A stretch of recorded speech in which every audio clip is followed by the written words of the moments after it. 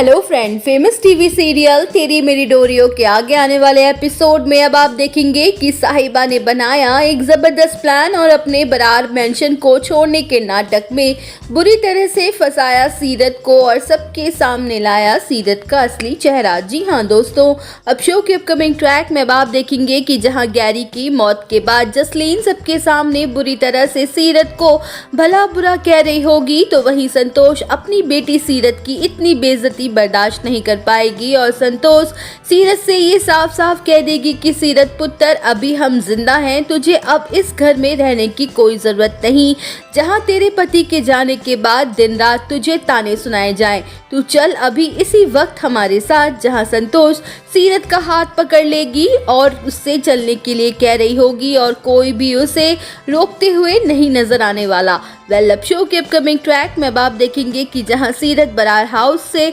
अपना पत्ता साफ होता देख घबरा जाएगी और तुरंत ही संतोष का हाथ छोड़ देगी और सबके सामने ये ड्रामा करने लग जाएगी कि मम्मी आप ये कैसी बातें कर रहे हो, इस परिवार ने अभी अपने बेटे को खोया है, कितना बड़ा सदमा लगा है सबको और मैं इस घर की बहू हूँ और मैं अपने परिवार को इस मुश्किल वक्त में कैसे छोड़ के जा सकती हूँ। अभी मम्मी जी गैरी के चले जाने से काफ़ी ज़्यादा दुखी और परेशान है, इसलिए वो ये सब कुछ बोल रही हैं और कर रही हैं। क्या हुआ अगर वो गुस्से में कुछ बोल रही हैं तो मैं उनकी बहू हूँ और मेरा भी कोई फ़र्ज़ बनता है इस परिवार के लिए, मुझे माफ़ करना मम्मी, मैं नहीं जा सकती आपके साथ। अब शो के अपकमिंग ट्रैक में अब आप देखेंगे कि जहाँ साहिबा को अपनी बहन सीरत की टेंशन हो रही होगी कि पता नहीं सीरत दी पर क्या बीत रही होगी और यही देखने के लिए साहिबा सीरत के कमरे में जाने वाली है और वहां जाते ही साहिबा के बुरी तरह से होश ही उड़ जाएंगे। जहां सीरत चुपके से फोन पर बात कर रही होगी कि गैरी तुम बिल्कुल सही कह रहे थे,